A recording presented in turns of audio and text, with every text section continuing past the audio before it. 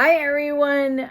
My topic for the project is girls with autism. And on the brochure, I'm never going to say that word correctly, by the way, because of speech delay. The beginning of the brochure says, the more you understand her world, the more possibilities you see. This pamphlet will showcase the research behind how and why girls are often missed with the diagnosis of autism, and then what are the solutions to this problem, by Marie Gary. Okay, so what is autism? I have it, and I know I look autistic from what a lot of people tell me, but that's why it's considered a spectrum. There's no one type of autism, but many. Since the newest diagnosis is for DSM-5 back in 2013, autism is a spectrum disorder, which refers to the spectrum of conditions categorized by challenges with social skills, repetitive behaviors, speech, and nonverbal communication. Why should we care? The most common misconception about autism is only boys and boys are more likely to be diagnosed with autism. This isn't true. The misconception says that the studies show girls are diagnosed less than boys.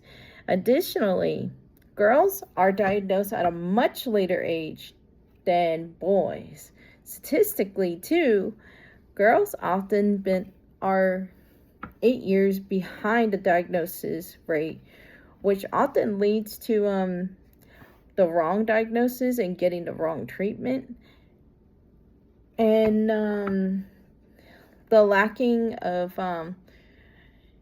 intervention or other treatments that might help other girls. For example, for me, I wasn't really considered like autistic until 1995, but my milestones for talking and everything was a little bit lax. So I didn't really start my speech programs until like way later, and I'm already like, over 5. So that might be a little concerning. The more understanding and the differences there is for boys versus for girls with autism, will have a common mistake. It's different for girls who have a diagnosis, according to Stanford Medical School. The gender differences and difficulties for researchers to analyze. Autism has primarily been studied only with the viewpoint of boys with the disorder. Understanding the gender differences can help in identifying the behavioral skills that are the most important to redemonize in girls versus boys. Based on the study based in Stanford, there has been found 128 girls, whereas in boys, there are 614 boys registered in the national database for autism under the age of 8. Since the problem lingers with the lack of representation of girls with autism, many researchers do brain scans to analyze the criteria for girls versus boys behaviors under the age of 8. And the brain scan could be found at the very end of the brochure, along with the citations found in the research. So the question is, why are girls often overlooked? Described as lost girls, autism is a developmental disorder marked by social communication impairments and repetitive restrictive behaviors, according to the DSM-5. According to the Child Mind Institution, describes girls with autism most likely skip because the quiet girl has an autoception in quite a normal modern society. In most cases, girls do an observation and at least copy other people's behavior.